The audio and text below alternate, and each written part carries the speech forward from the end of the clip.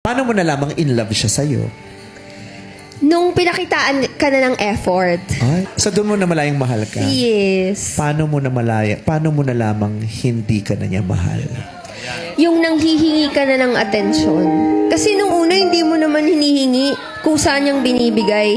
Pero nung dumating sa punto na hinihingi mo na, tinatanong mo na, ba't hindi mo na to ginagawa? Ba't ayaw mo nang gawin? Doon ko mo nare-realize na, ay, nung una binigay ng kusa, tapos ngayon hinihingi ko na hindi pa binibigay. Yeah. Paano mo nasabing, ay, tapos na to?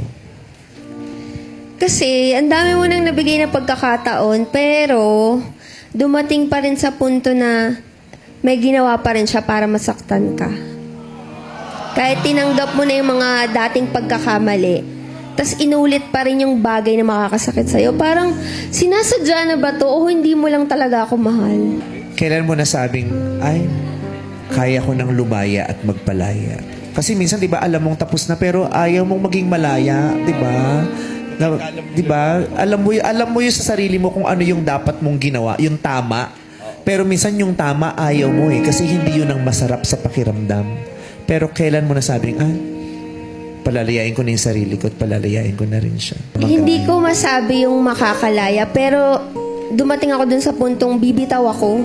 Kasi hindi ko deserve na paulit-ulit kang sasaktan. Oo. Yung tanong, naging mabuti kang tao, pero mali yung Oo. binalik sa'yo. Yung minsan nakakaiyak eh. Tinanggap mo na nga lahat ng pagkakamalit. Alam niyang masasaktan ka dun, pero ba't inulit gawin sa'yo? Kailan mo nasabing, kaya mo na ulit? Everyday, tinatry ko sabihin. Going there. Baby steps. I'm proud of you. Grabe, uyak si Jacket. Oh, Jackie! Pero laban. Laban, Javi, Laban sa no? buhay. Baby steps. Yes. You don't force it. Yes. Every day, just wake up and hope. Yeah. Dadating tayo dyan.